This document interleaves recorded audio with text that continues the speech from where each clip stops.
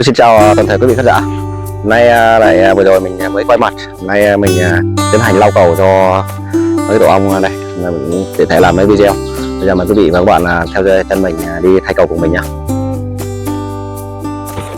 Đây, giờ mình có quay mặt rồi. Bây giờ mình tiến hành lau cầu.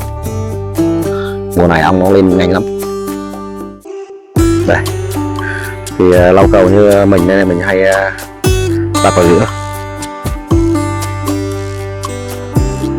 Mình hay đặt vào giữa nhá. Đây, ong vừa rồi mới quay mặt nhá.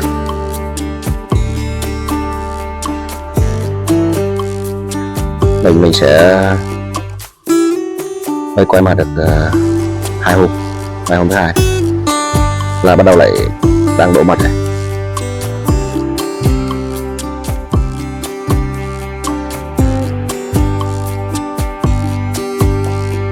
Mình bỏ cầu thì mình cứ bỏ vô giữa thì nó làm rất nhanh. Nhưng mùa này thì bỏ vào nhá, nó làm được khoảng 2 đến 3 hôm mà được lá cầu. Đây, bỏ vào. Đấy. Ong con này nó phát triển nhanh, mà con nên lau cầu để lấy thấy quân nó đông rồi cầu để nó đắp lại mèo, người ta tiến hành lau cầu để lấy số lượng cầu nó đông.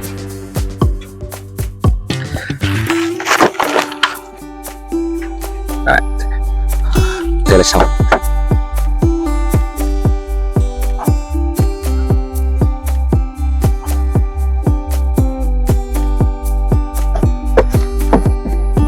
Đây xong một tổ.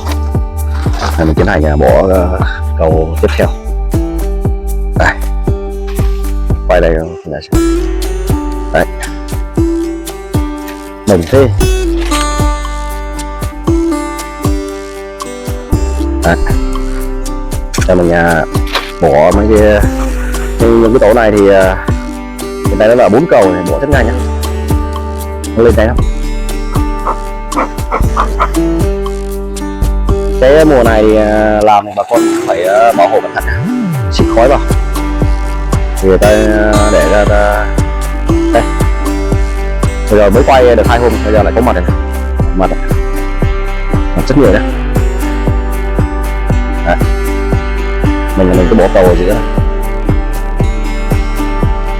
Đây, lau cầu ở giữa.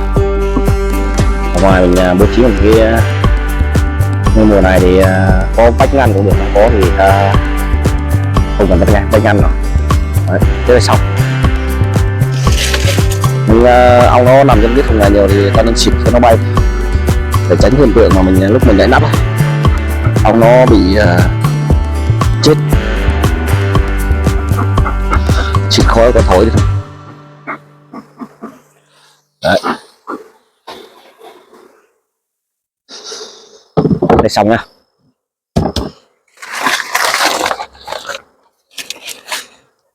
Mùa này thì về cái mùa này nó ong nó hay có hiện tượng san đàn tự nhiên đấy. Bà con chú ý để kiểm tra xem nó mủ chúa đây nên loại bỏ đi, tránh hiện tượng nó san đàn tự nhiên. Giờ mình sẽ lắp cái tổ tiếp theo. Đây, ong mùa này nó nóng, nó hay đậu lên thành lên nắp này, tối lại nó còn ra ngoài nó ngủ. Rất nhiều nhá, bồ tràn lan hay không bạn nào.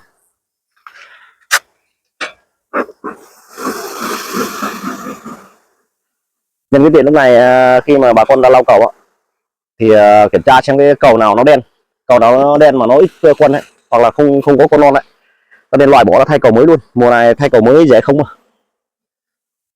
không nên để giữ lại những cái cầu nó đen và có ít con non, ong chúa nó sẽ không đẻ vào đây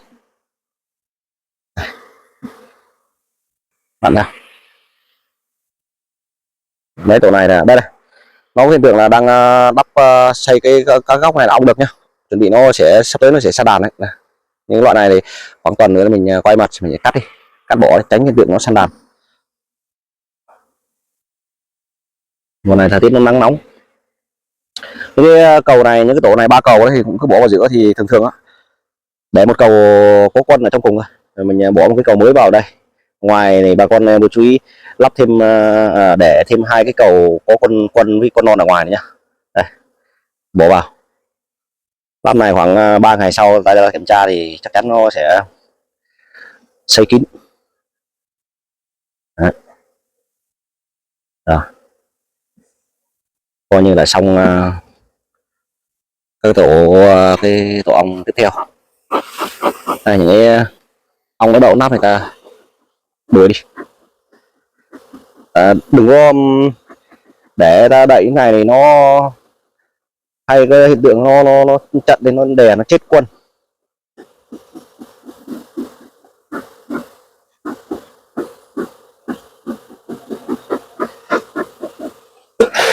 Đấy.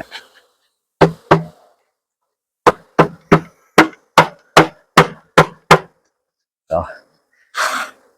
Đây là xong. Tiếp theo những cái tổ khác. Đây, hiện tại những cái tổ này có 3 cầu thì giống cái tổ kia.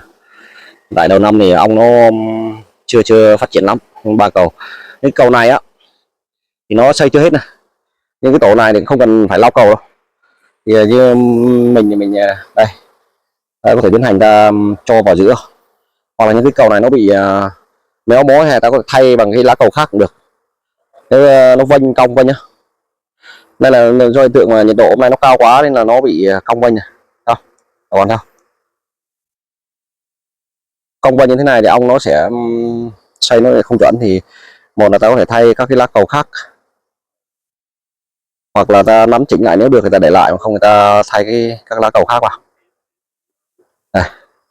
Thế này hiện tại là mình nắn chỉnh nó không được, không cong vênh, khả năng cái cầu này mình bỏ thì trước mắt này để mình để ra ngoài. Mình sẽ cho một cái cầu mới vào. Đây. Mới kẹp vào giữa nhá. Ở đây coi như hiện tại là mới có 2 cầu nhá. Thế bỏ thêm cầu nữa là 3 nhá. Đấy, kẹp vào giữa. Cái cầu này thì cứ để bên cạnh được, hoặc là lấy ra. Như cầu này nó bị cong vênh thì để bên cạnh hoặc là dũng ra luôn. Mình cứ để bên cạnh thì hôm nào mình quay mặt thì mình sẽ lấy ra luôn. Đấy. Đây xong. Đây, ong đậu rất nhiều.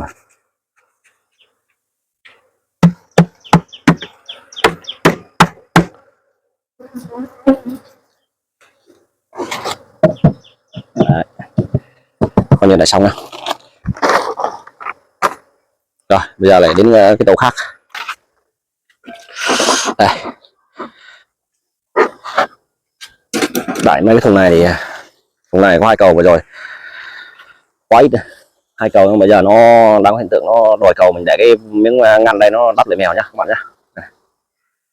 Đây, đắp lại mèo. Như cái tổ này thì có thể là bỏ một cái cầu mới vào, bỏ vào giữa luôn, chen vào giữa luôn. Đấy. Thế này, thế nào mà, thế này ok.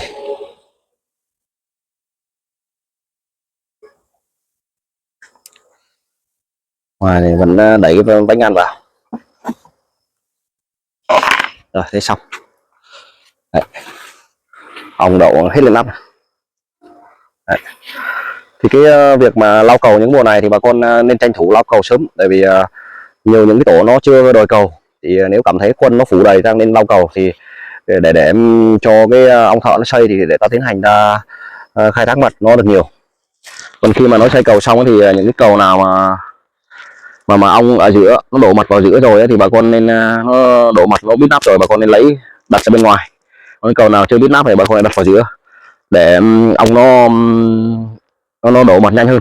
Đấy là cái cách để mà tận dụng tối đa cái việc mà ong nó cái mật nó đổ vào đấy, thì ta khai thác mật nó được nhiều hơn. Thì qua video này xin gửi tới quý vị khán giả cái nội dung video. Thế xin chào tạm biệt quý vị khán giả và các bạn. Quý vị khán giả và các bạn nhớ xem cho mình một like và đăng ký kênh. Xin chân thành cảm ơn. Chào và tạm biệt và hẹn gặp lại.